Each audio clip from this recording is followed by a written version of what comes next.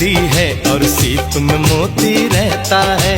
तेरा मेरा होगा मिलन धरती से अंबर कहता है। मेरे होठों पे रहना हरदम, साजों में छुपी सरगम की तरह।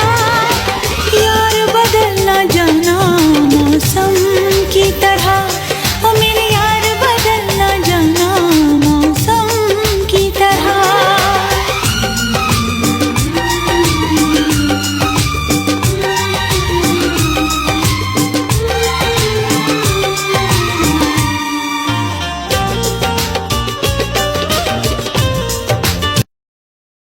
I'm a student of history, Islamic history especially, was on the Prophet, or Prophet peace be upon him, the state of Medina, which he created.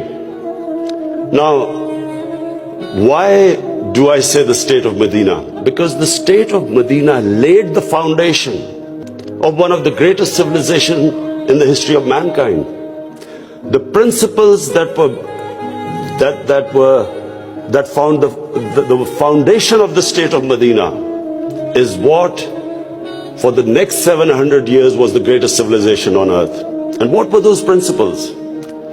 The state of Medina was founded on incredible principles of justice and humanity. It was the first time a welfare state was made, a state that took responsibility of the weak, what China has done right now. That was the state of Medina, where first time a state took responsible for its poor, its weak, its orphans, its widows. In the state of Medina, the first time pensions were created. Old people were also, it was a humane state. And secondly, there was justice, rule of law.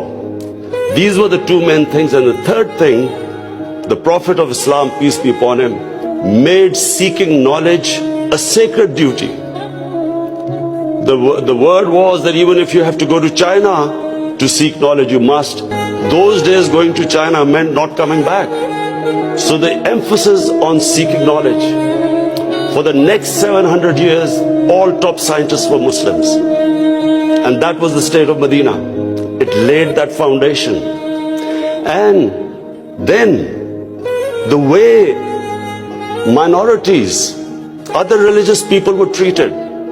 The Prophet signed famous, the Misaq-e-Medina. There's still a letter in St. Catherine's Church which was signed with the Christians, that your places of worship will be, till the end of time, they will be protected by Muslims. Secondly, that no forcible conversions would be in Islam. Thirdly, the Prophet's last sermon, it is a charter of human rights.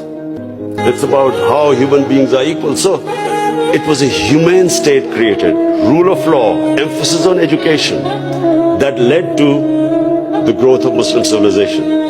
So this is, in Pakistan, we want the same basis of our state. The rise of what I believe, the way our country will rise, it will go back to those principles. We must, number one, have rule of law, everyone equal before the law. State must be accountable. We must have a welfare state where the state must take responsibility of its poor people. Half our population is on the poverty line or just above, and about 25% are below the poverty line. The state must take responsibility. All policies of the state must be like in China. How do we lift the people from the bottom? And the most important thing is that we must, in Pakistan, start a reform program. Reforms are painful, but it is essential if we have to get out of our current problems. So, first of all, I joined politics in '96. From '96 to 2013, there was a very small party. Most of the time it was one step up and three steps down.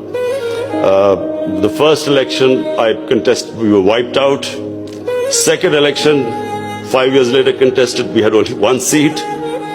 Third election we boycotted, and most of the time people made fun of me, thought we would never make it because I'm an outsider. I wasn't from the political class. But one big lesson from sports which I learned, you only lose when you give up. So